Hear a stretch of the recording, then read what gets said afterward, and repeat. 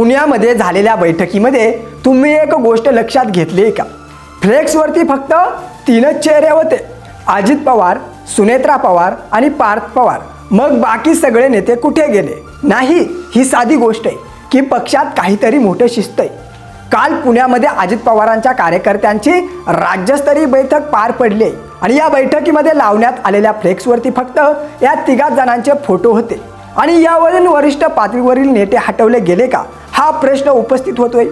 कार्यकर्त्यांची नाराजी इतकी वाढली की मोठे नेतेच गायब झाले. कारण होतं ते म्हणजे वरिष्ठ नेत्यांवरची असणारी कार्यकर्त्यांची नाराजी. अतुल बेनके म्हणाले, जुन्नरमध्ये दोन्ही राष्ट्रवादी एकत्र असतील म्हणजे अतुल विलिनीकरणाची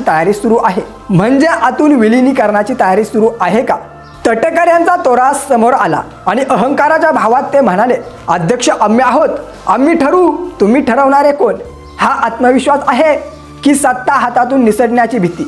इकडे हिरामन खोसकर म्हणाले की 70% आमदार हे विलिनीकरणाच्या बाजूने आहेत आणि सुनील तटकरे म्हणाले, आम्ही हिरामन खोसकर यांच्याशी बोलू, त्यांचं ते वैयक्तिक मत आहे. 70% आमदार एकीकडे आणि नेतृत्व दुसरीकडे, मग खरं कोण?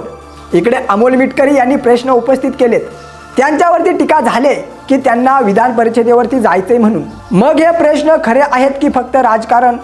एकंदरीतच प्रफुल्ल पटेल आणि सुनील तटकरे हे 2च माणसे निर्णय घेतायत असं चित्र दिसतंय. पक्ष चालतोय की 2 लोकांनी कंट्रोल घेतलाय? अशोक खरात प्रकरण समोर आलं आणि रुपाली चाकणकरांवरती प्रश्नांचा भडीमार झाला. त्यावेळी प्रफुल्ल पटेल म्हणाले, दोषी जर आढळल्यास कारवाई होईल. पण हे उत्तर सुनेत्रा पवारांनी द्यायला नको होतं का? सुनेत्रा पवार बोलत नाहीत, निर्णय घेत नाहीत, मग त्या खऱ्या नेत्या आहेत की फक्त चेहरा?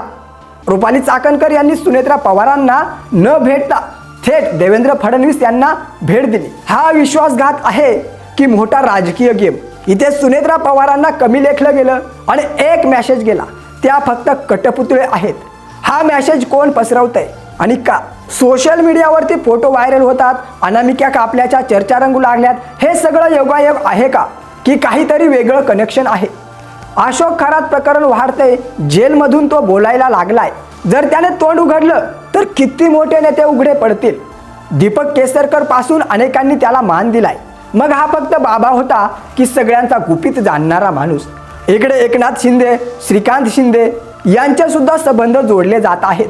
देवेंद्र फडणवीस म्हणतात फक्त फोटोवरून कारवाई होणार नाही, पण फोटो मागचं सत्य बाहेर आलं तर नक्की काहीतरी होईल.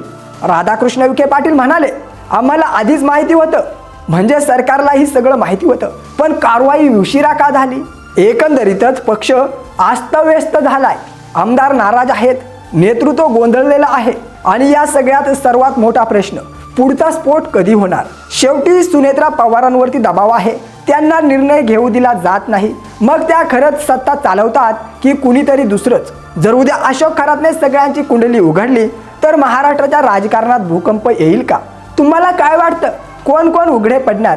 कमेंट करून नक्की सांगा आणि व्हिडिओ आवडला असेल तर एक लाईक नक्की करा आणि असेच महत्त्वपूर्ण व्हिडिओ पाहण्यासाठी चॅनलला एक वेळ अवश्य सबस्क्राईब करा. जय महाराष्ट्र.